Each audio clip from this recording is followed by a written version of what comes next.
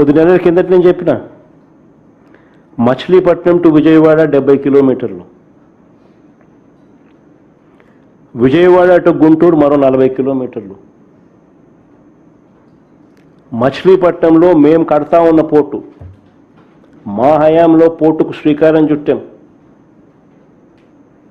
పనులు మొదలుపెట్టాం, పర్మిషన్లు తెచ్చాం, ల్యాండ్ ఇచ్చాం, ల్యాండ్ కొనుగోలు చేసినాం, ఇచ్చినాం, ఫైనాన్షియల్ క్లోజర్ కంప్లీట్ చేసినాం. ఎవరితో ప్రమేయం లేకుండా దానికి డబ్బులు వచ్చేట్టుగా ఏర్పాట్లు చేశాం.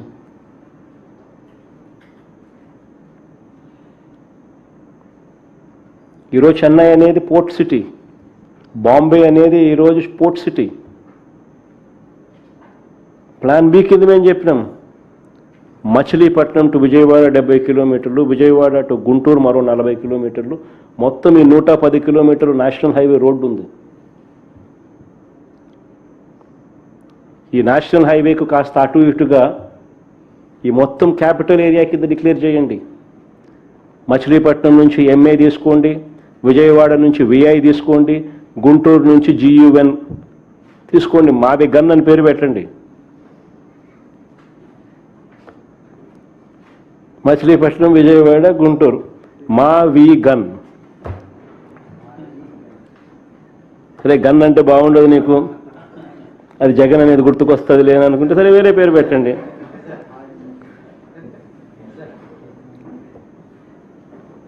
మచిలీపట్నం నుంచి ఎంఏ తీసుకోండి, విజయవాడ నుంచి విఐ తీసుకోండి, గుంటూరు నుంచి GUN తీసుకోండి, మా వి గన్ అని పెట్టండి. ప్రమాణమైన 110 కిలోమీటర్లు క్యాపిటల్ ఏరియాని డిక్లేర్ చేయండి, కారిడార్ కింద క్యాపిటల్ ఏరియాని.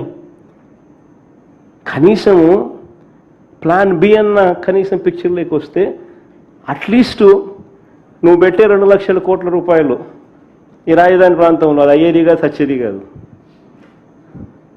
ఆ 2 లక్షల కోట్లలో 10% పెడితే చాలు.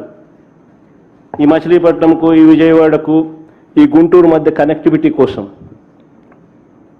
రింగ్ రోడ్లు, ఇతరాత్ర పనుల కోసం, ఇతర మౌలిక సదుపాయాలు, చిన్న చిన్న మౌలిక సదుపాయాల కోసం 10% పెడితే చాలు. ఈ మావి గన్, ఈ క్యాపిటల్ ప్రాంతం ఫ్యూచర్లో ఎకనామిక్ ఇంజిన్ అవుతుంది. విజయవాడ దాని చుట్టుపక్కల దాదాపుగా 20 లక్షల మంది ప్రజలు ఉండరు. గుంటూరులో దాదాపుగా 10 లక్షల మంది ప్రజలు ఉన్నారు. మచిలీపట్నంలో దాదాపుగా 3-4 లక్షల మంది ప్రజలు ఉన్నారు.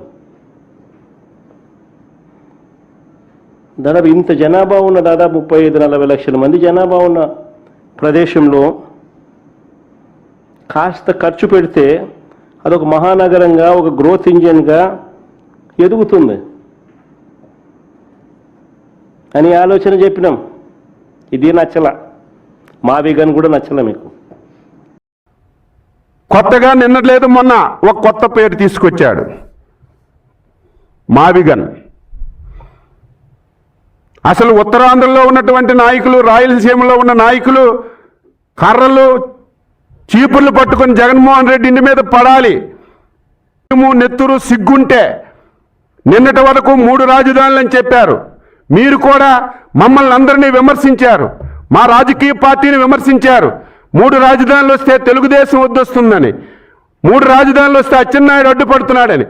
నిన్న మావిగన్ మాట్లాడితే ఎందుకు నోరు మూసుకొని ఉన్నారు? ఉత్తరాంధ్రలో వాళ్ళు, రాయలసీమ వాళ్ళు.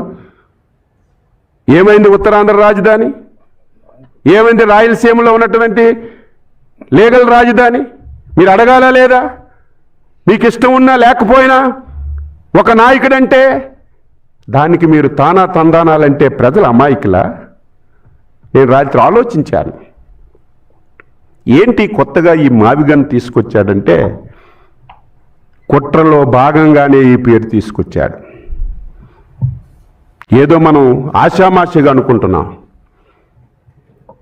మొన్న రాజ్యసభలో, లోక్సభలో జరిగినటువంటి బిల్లు 5 కోట్ల మంది ప్రజలు సొంత పండగ కంటే ఆనందాలు జరుపుకున్నటువంటి రోజులవి. ప్రతి ఒక్కరూ సంతోషపడుతున్నారు. ప్రతి ఒక్కరు కూడా దాని మీదే ఈరోజు సంబరాలు చేసుకున్నటువంటి సమయంలో కొత్తగా ఒక పేరు తీసుకొచ్చి డైవర్షన్ చేయాలని కుట్రతోనే ఈ పేరు తీసుకొచ్చారు. ప్రజల గమనంతో తీసుకురావాలి. దీనికి కొంతమంది తానాతందానాలు అంటున్నారు. ఏం 151 సీట్లు వచ్చాయి కదా, 5 సంవత్సరాలు ఈ రాష్ట్రంలో ముఖ్యమంత్రిగా ఇష్టం లేకపోయినా అధికారాన్ని చేయాల్సి పెట్టావు కదా, ఏం చేసావు? ఆ రోజు నీకు మావిగాని గుర్తులేదా? అంటే ఈరోజు 5 కోట్ల మంది ప్రజలు చక్కగా ఉన్నారు, ఆనందంగా ఉన్నారు.